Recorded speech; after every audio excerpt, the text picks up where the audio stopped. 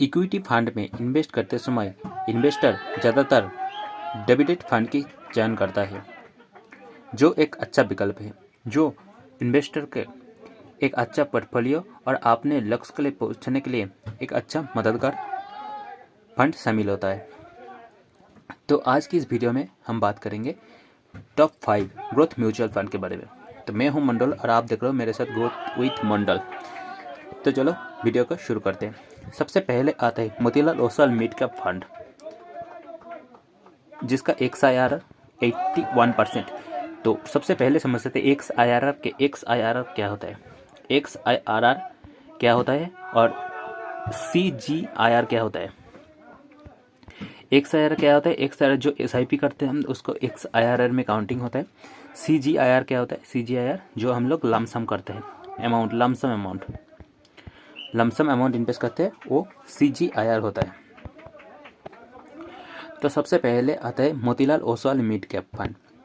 मान लीजिए हम लोग 1000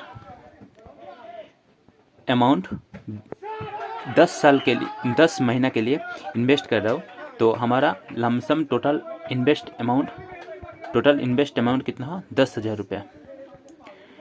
इसमें अगर Motilal Oswal mid cap fund में इन्वेस्ट किया होता तो 10 महीना के बाद हमारा अमाउंट 15,983 रुपया होता। सबसे पहले आता है Motilal Oswal mid cap fund.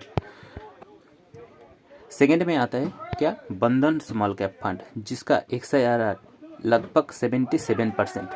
अगर 10 महीना 1,000 रुपये पर महीना इन्वेस्ट किया होता तो हमारा वैल्यू 15,798 रुपये होता। थर्ड में आता है मोतीलाल ओसवाल फ्लेक्सी कैप भी सबसे बेहतरीन रिटर्न देके उसका XIRR 70.7% आया। अगर 10,000 रुपये इन्वेस्ट करता तो हमारा वैल्यू होता 15,516 रुपये। फोर्थ में आता है Motilal Oswal ELSS tax server fund, जिसका XIRR 70%। जहाँ पर क्वांट का हम लोग देखा, क्वांट का ELSS tax fund wash out दिया, माइनस नेगेटिव में रिटर्न दिया। उसी जगह में मोतीलाल ओसवाल ESS ने एक पॉजिटिव रिटर्न और XIRR देखो इसका 70%। फिफ्थ में आता है Motilal Oswal large and mid cap fund, जिसका XIRR कितना है, 68.9 70% के आसपास है।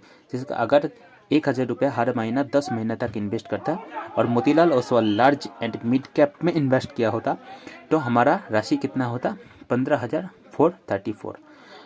सिक्स्थ में आता है इन्वेस्को इंडिया, जिसका XIRR 66.2%।